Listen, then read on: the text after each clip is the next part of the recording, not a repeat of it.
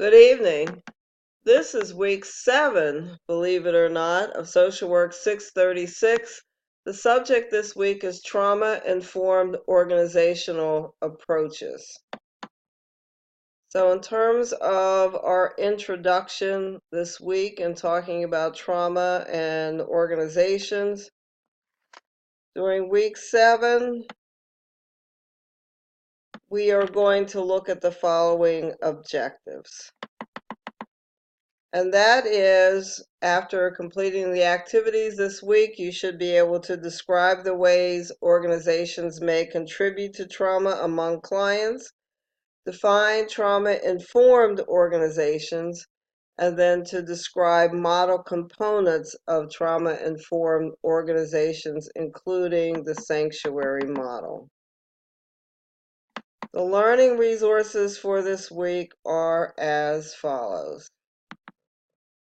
There are several articles and book chapters. So the chapters from the Brody and their book include Chapter 17, Evidence-Based Management, Chapter 18, Ethical Dilemmas in Management, and Chapter 19, Humanizing the Organization. There is the Bloom and Streetar article on the sanctuary model of trauma-informed organizational change, and the Wolf et al. Model on We're Civil Service, the status of trauma-informed care in the community.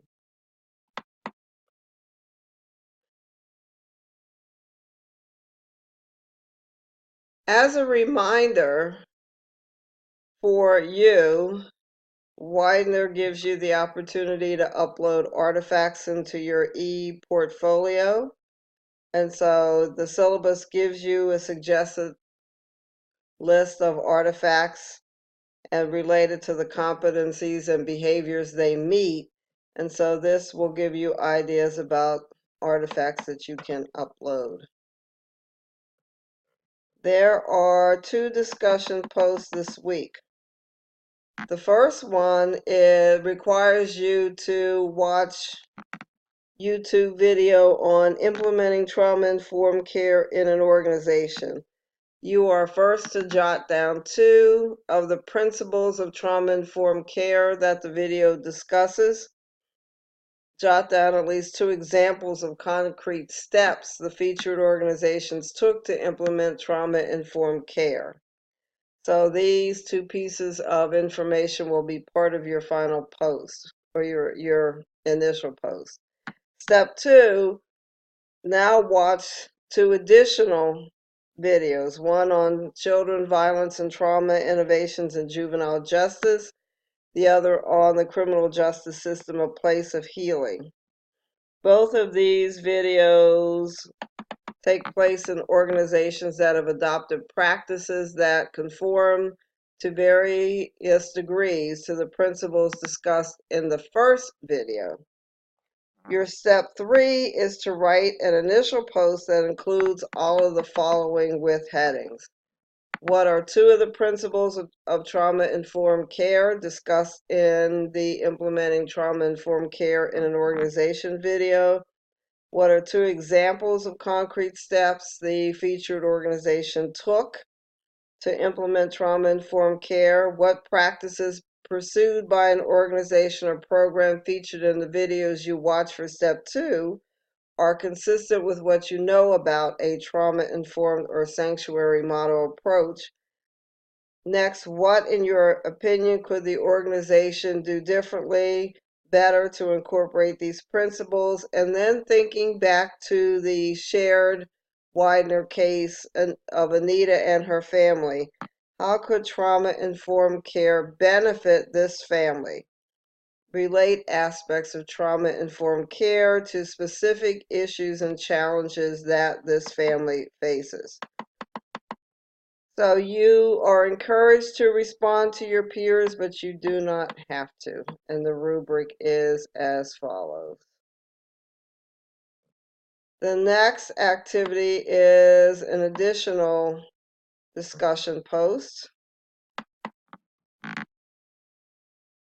And this is on looking at essentially organizational culture.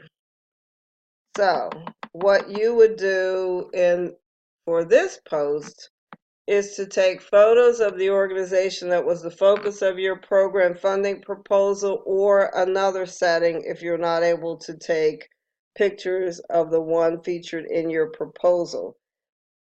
If people will end up in your pictures, make sure you get permission. So it would make sense to me to not include people in your pictures unless you can get their permission.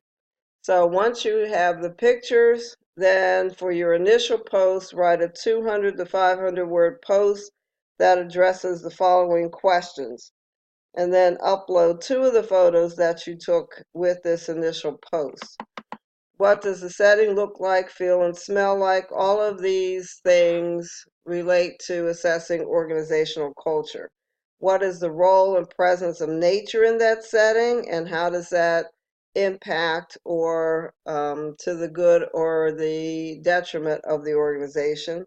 What types of relationships take place within the setting, and how does the physical space impact these relationships?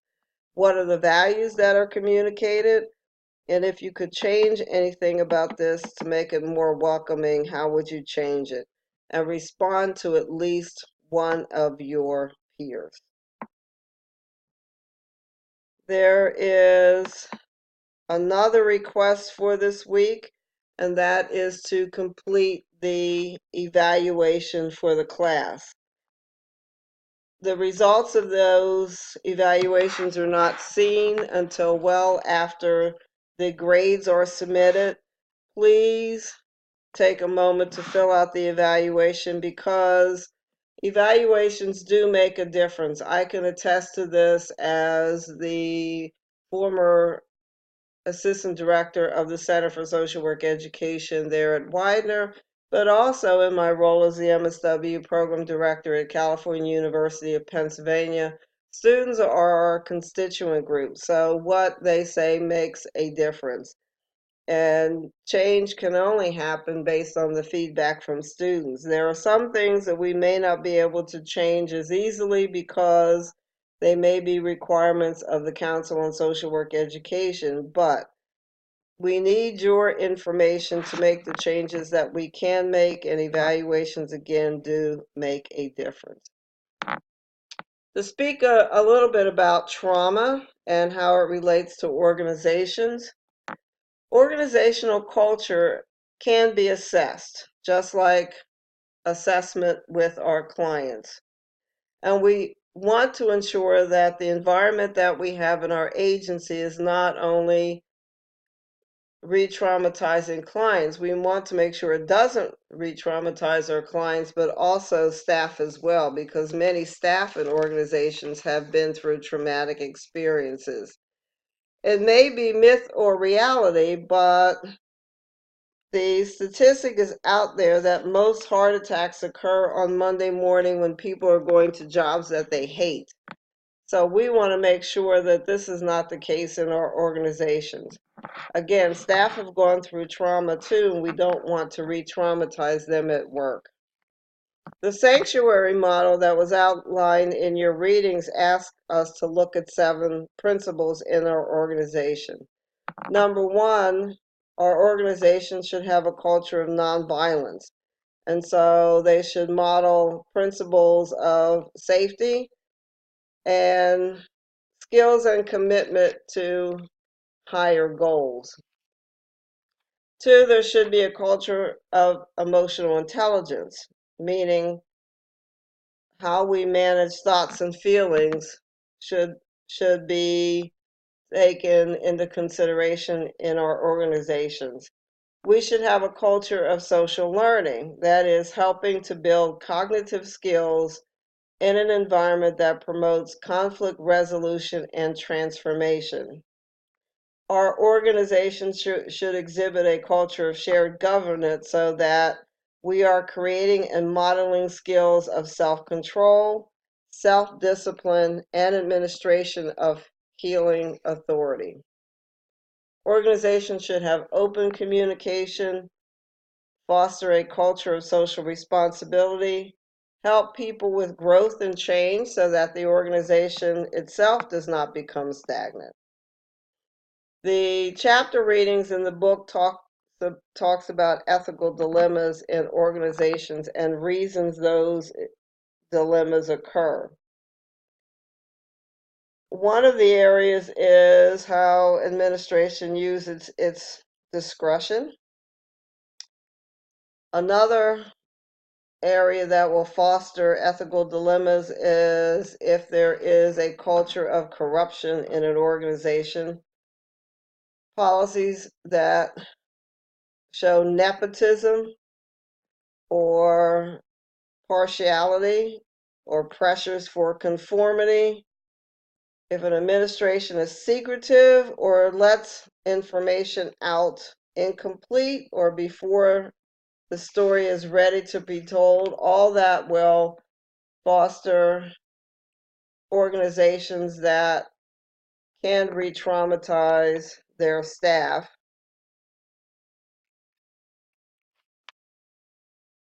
Organizations have to understand that they are accountable to their constituent groups and accountable to the public.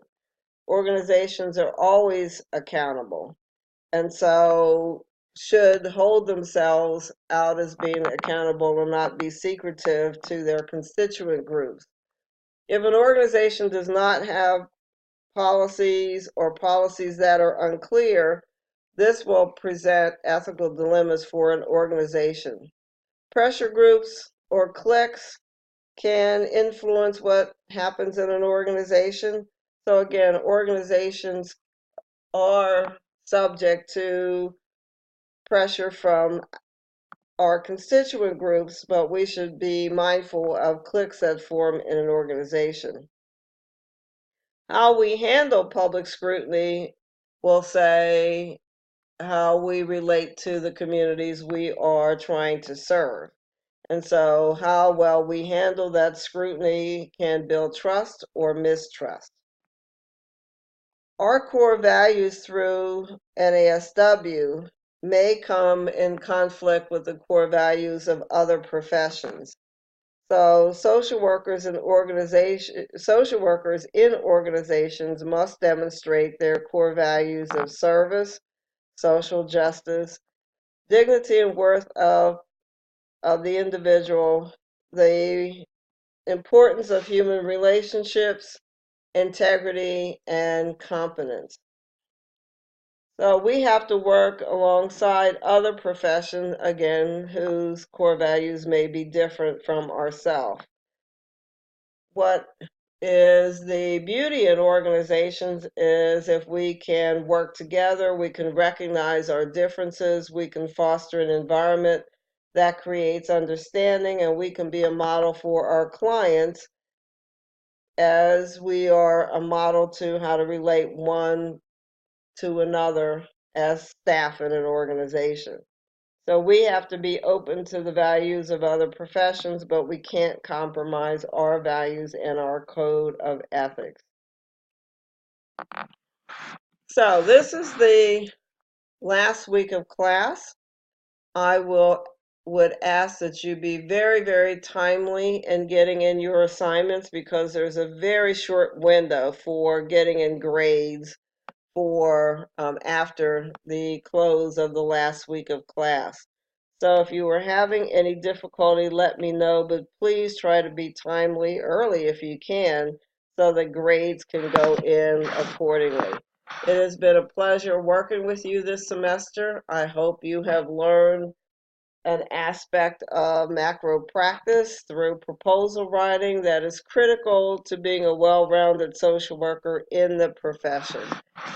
We often talk about the dichotomy between macro and micro practice. Again, good clinical skills translate to being a good macro practitioner. Both aspects of social work process are critical if we are going to be effective advocates for our clients. So I wish you well, and please get those assignments in on a timely basis. Thank you, and hope to talk to you soon, possibly in another class.